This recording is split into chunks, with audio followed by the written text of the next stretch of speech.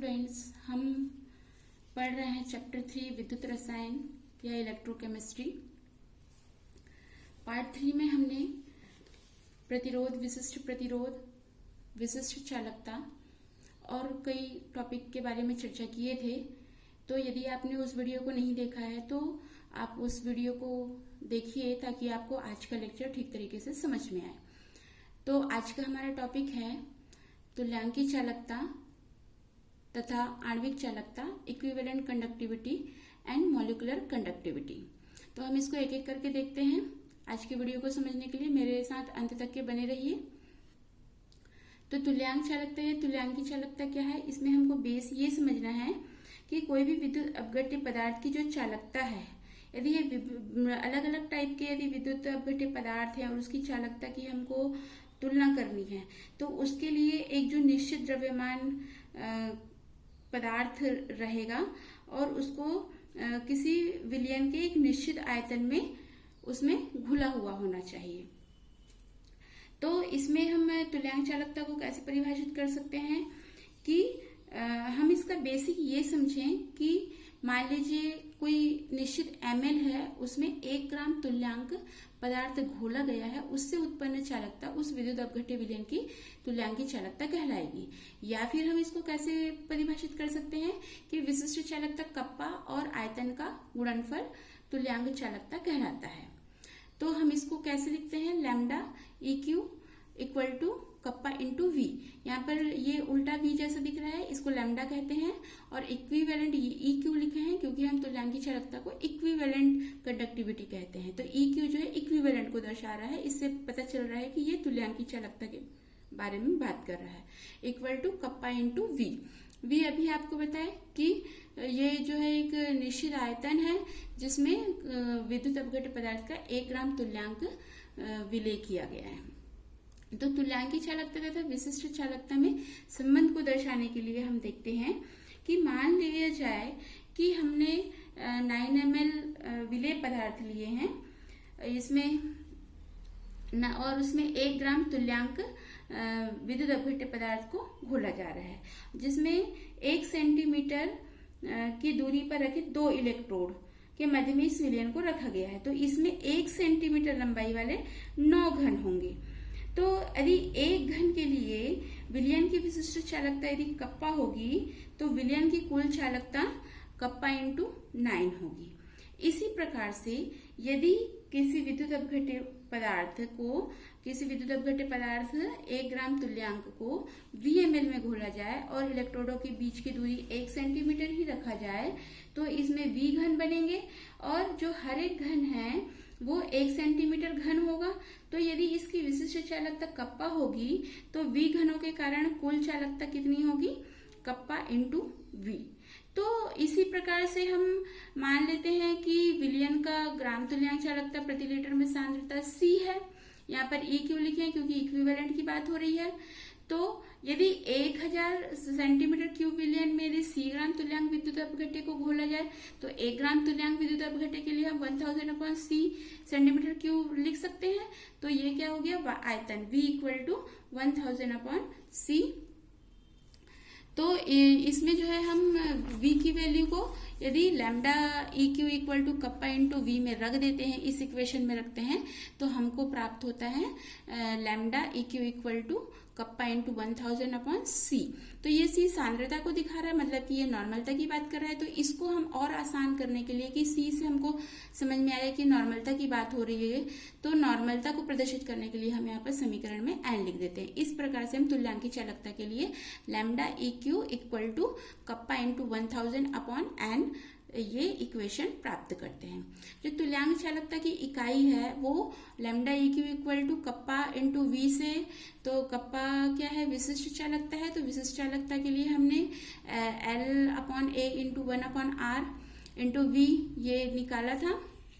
V तो यहाँ kappa into we का V है और ये जो L है वो सेंटीमीटर में और ये अनुप्रस्थ काट के क्षेत्रफल जो है वर्ग सेंटीमीटर में, R को ओम से दर्शाते हैं और यहाँ पर जो V आपका 1000 सेंटीमीटर क्यूब है और ये पर ग्राम तुल्यांक के लिए है, तो इसलिए यहाँ पर इसको सॉल्व करने से ये क्या हो जाएगा, ओम इनवर्स सेंटीमीटर स्क्वायर यहाँ से कैंसिल हो जाएगा तो सेंटीमीटर स्क्वायर बचेगा, और फिर ग्राम इक्विवेलेंट इनवर्स, या फिर हम ओम की जगह मोह लिखेंगे तो मोह centimetre square gram equivalent inverse, या फिर हम siemens centimetre square gram equivalent inverse लिख सकते हैं। देन हमारा नेक्स्ट टॉपिक है आणविक चालकता या मोलर कंडक्टिविटी। तो ये भी तुल्यांकी चालकता के ही समान है। इसमें हमको बस केवल क्या ध्यान रखना है कि ये मोलर के लिए है, तो यहाँ पर lambda M equal to kappa into V लिखेंगे। यहाँ एम जो है मोलर कंडक्टिविटी को दर्शा रहा है। तो किसी विद्युत अपघट्य के विलयन की आणविक चालकता उसकी विशिष्ट चालकता कप्पा तथा आयतन वी के गुणनफल है। और यहाँ पर v जो है ml में ही आयतन है। और यहाँ पर एक बात ध्यान रखना है कि जो विद्युत अपघट्य पदार्थ है वो 1 ग्राम मोल होगा, क्योंकि तुल्यांक की चालकता में हम 1 ग्राम तुल्यांक विद्युत अपघट्य पदार्थ लेते हैं, और यहाँ पर हम मोलर चालकता में 1 ग्राम मोल विलेय पदार्थ लेंगे। तो यदि m ग्राम मोल 1000 सेंटीमीटर क्यूब में विलेय हो तो 1 ग्राम मोल को के लिए हम 1000 अपॉन m लिख सकते हैं। तो ये आपका आयतन हो गया 1000 अपॉन m। तो इसको हम इस इक्वेशन में v की वैल्यू रख देंगे तो हमको क्या मिल जाएगा, lambda m equal to kappa into 1000 upon m। तो यहाँ पर इसकी जो आणविक चालकता की इकाई है वो इस समीकरण से, आणविक चालकता के समीकरण से हमको प्राप्त हो जाएगा एज कप्पा की value L upon A into 1 upon R into V के लिए लिख देंगे 1000 सेंटीमीटर क्यूब अपॉन M मोल से लेते हैं। तो L यहाँ पर सेंटीमीटर में, A जो है सेंटीमीटर स्क्वायर में, R जो है ओम में, और V के बारे में बता दिए कि सेंटीमीटर क्यूब और मोल में है। तो यहाँ पर क्या हो जाएगा, ओम इनवर्स, और यहाँ से ये कैंसिल होगा तो सेंटीमीटर स्क्वायर और मोल इनवर्स। और तो मोह में लिखेंगे तो mho inverse centimetre square mole inverse, और siemens centimetre square mole inverse भी लिख सकते हैं। तो इस तरीके से आणविक चालकता को हमने देखा। तो तुल्यांकी चालकता और आणविक चालकता दोनों जो है लगभग समान है, केवल थोड़ा सा अंतर है। और मोलर चालकता तथा तुल्यांकी चालकता में संबंध, तो मोलर चालकता इक्वल टू होता है Z इंटू तुल्यांकी चालकता। हम इक्वेशन के रूप में lambda m equal to Z into lambda equivalent लिखेंगे। तो यहाँ पर Z क्या है कि कोई भी विद्युत अपघट्य के 1 मोल में उपस्थित या तो धन आयनों की कुल आवेश या तो फिर ऋण आयनों की कुल आवेश, यहाँ Z को प्रदर्शित करता है। देन हमारा नेक्स्ट टॉपिक है किसी विद्युत अपघट्य के विलयन की चालकता का मापन, measurement of conductance of A solution of electrolytes. तो किसी भी विद्युत अपघट्य विलयन की चालकता उसके प्रतिरोध का व्युत्क्रम होता है। तो यदि हमको किसी विलयन का प्रतिरोध ज्ञात हो तो हम विलयन की चालकता को आसानी से ज्ञात कर सकते हैं। तो विलयन के प्रतिरोध का मापन व्हीटस्टोन ब्रिज के सिद्धांत पर आधारित होता है। तो यहाँ पर जैसा हम ये परिपथ देख रहे हैं, इस परिपथ में हम देख रहे हैं कि जो ये चालकता सेल है, ये चालकता सेल को R2 कहा गया है। ये चालकता सेल जो है कांच से बना होता है, इसमें ये इलेक्ट्रोड लगा हुआ है। ये इलेक्ट्रोड प्लेटिनम का होता है, इस पर प्लेटिनम ब्लैक का लैप चढ़ा होता है, और इसमें पूरे जो व्हीटस्टोन ब्रिज है इस पर AC विद्युत धारा का प्रयोग किया जाता है। AC यानी प्रत्यावर्ती धारा,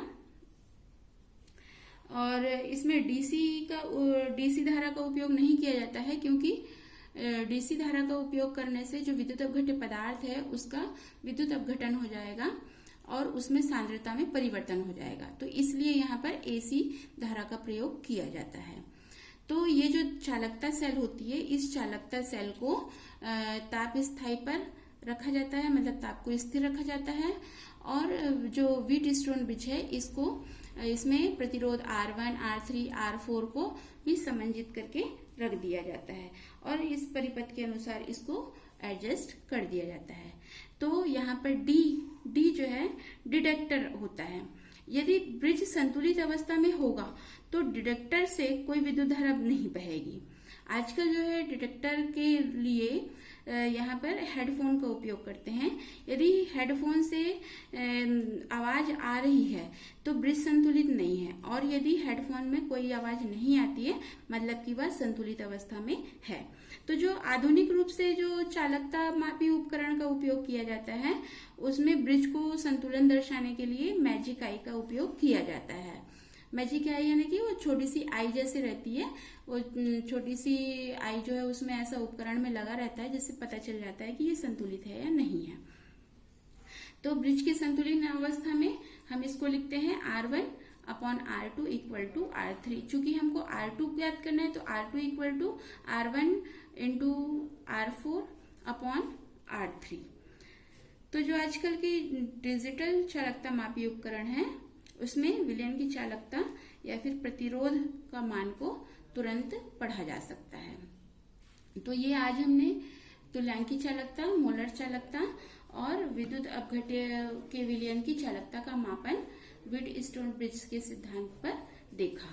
तो आप वीडियो को लाइक करिए, शेयर कीजिए ताकि सभी बच्चों के पास पहुंचे, और कमेंट भी करिए कि आपको वीडियो कैसा लगा। और वीडियो को सबसे पहले पाने के लिए आप सब्सक्राइब कीजिए ताकि आपको उसको नोटिफिकेशन आपके पास सबसे पहले पहुंचे, इसलिए वीडियो को सब्सक्राइब कीजिए। Thanks for watching this video.